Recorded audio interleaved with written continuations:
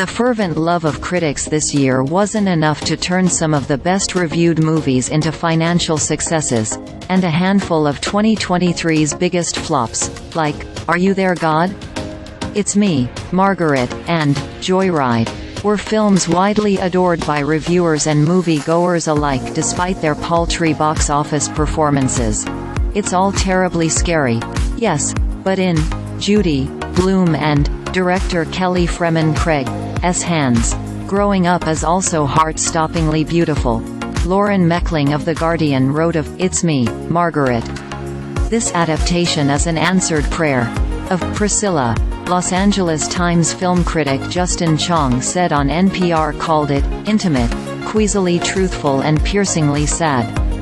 And New York Times critic Elisabeth Vincentelli wrote of Joyride that it may not reinvent the raunch-com wheel, but it does change who's driving the car. And, most importantly, it is really, really funny. This year was a tough one for Hollywood. Members of the Writers Guild of America, which represents 11,500 screenwriters, walked off the job in May and didn't return until September in one of the longest ever strikes in the history of the WGA. Actors joined the protesting workers in July and stayed off the job until the start of November. The strikes are estimated to have cost the economy of California and other production-heavy states more than $6 billion in lost wages and business impacts, Reuters reported, and it forced the delay of filming and scheduled releases from major studios like Disney, Warner Brothers and Universal Pictures. Many films that did release on time this year were met with a mixed reception at the box office, and unexpected flops were born out of Disney's Pixar, the DC superhero franchise and the Marvel Cinematic Universe.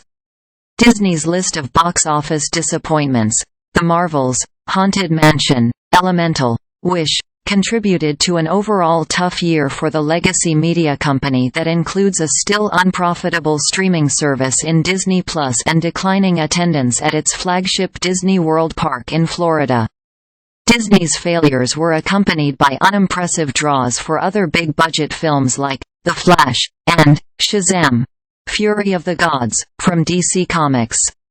While some well-reviewed films failed at the ticket counter, others managed a strong financial draw despite the wrath of critics and viewers.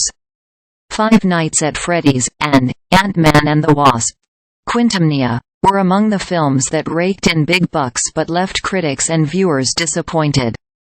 The only blockbuster release set for this Christmas is Aquaman and the Lost Kingdom, on December 22, the sequel to the 2018 film that earned $1.1 billion worldwide. Aquaman and the Lost Kingdom is on track to make between $32 and $42 million in its opening weekend, according to Box Office Pro, well behind the $67.8 million opening of its predecessor.